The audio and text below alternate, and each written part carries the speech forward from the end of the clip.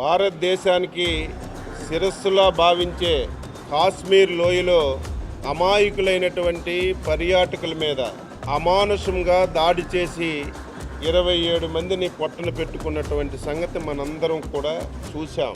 ఇటువంటి పరిస్థితిలో రాత్రి భారత సైన్యం ఉగ్రవాదుల మీద చేసినటువంటి దాడిని యావత్ భారతదేశం గర్విస్తుందని చెప్పి ఈ సందర్భంగా తెలియజేస్తున్నాను. ఇప్పటికే తెలుగుదేశం పార్టీ మొన్నను భారత ప్రధానమంత్రి గారు అమరావతి రాజధాని పనులు పునఃప్రారంభానికి వచ్చినప్పుడు ఆ సభలో యువ నాయకుడు శ్రీ నారా లోకేష్ బాబు గారు, తెలుగుదేశం పార్టీ జాతీయ అధ్యక్షులు శ్రీ నారా చంద్రబాబు నాయుడు గారు ప్రజల సమక్షంలో ప్రధానమంత్రి గారు దేశ భద్రత గురించి, మొన్న ఉగ్రవాదులు చేసినటువంటి దాడి మీద ఎటువంటి నిర్ణయం తీసుకున్నా ఆ నిర్ణయానికి తెలుగుదేశం పార్టీ పూర్తిగా సహకరిస్తుందని ప్రజల సమక్షంలో చెప్పిన విషయాన్ని ఒక్కసారి గుర్తు చేస్తున్నాను.